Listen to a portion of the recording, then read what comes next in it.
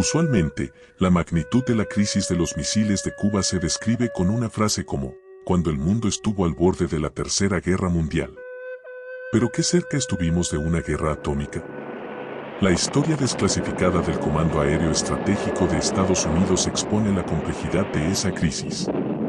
Según los historiadores, las fuerzas del Comando Aéreo Estratégico estuvieron listas para un ataque nuclear, por primera vez desde la crisis del Líbano de 1958.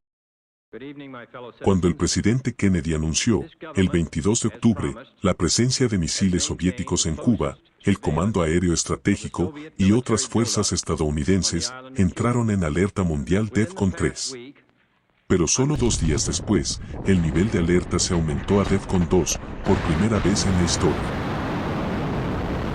En el plazo de un día estaban listos para atacar 1.436 bombarderos, 145 misiles balísticos intercontinentales y 2.900 armas nucleares. Esas armas apuntaban a objetivos soviéticos incluyendo, por supuesto, las instalaciones en Cuba. Permanentemente en el aire había 65 bombarderos B-52 con armas nucleares. Nunca antes Estados Unidos había realizado una movilización de tal magnitud.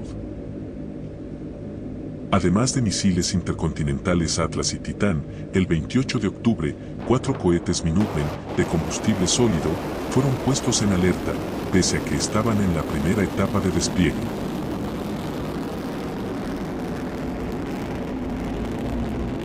Esta reseña solo incluye el Comando Aéreo Estratégico de Estados Unidos, sin contar los otros cuerpos, ni las armas puestas en alerta por la Unión Soviética y otros países.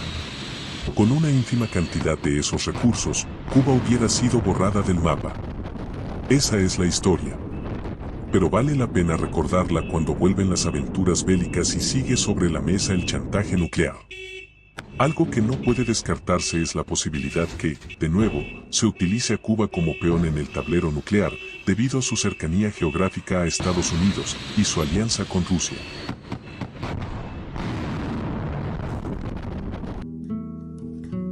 Para Cuba sería una apuesta descabellada. Ni siquiera se puede argumentar la justificación de la coincidencia ideológica, como sucedió con la Unión Soviética. Ahora, la isla se estaría metiendo en un conflicto imprevisible en apoyo a un Estado oligárquico que no tiene nada que ver con los conceptos del comunismo y su dictadura del proletariado.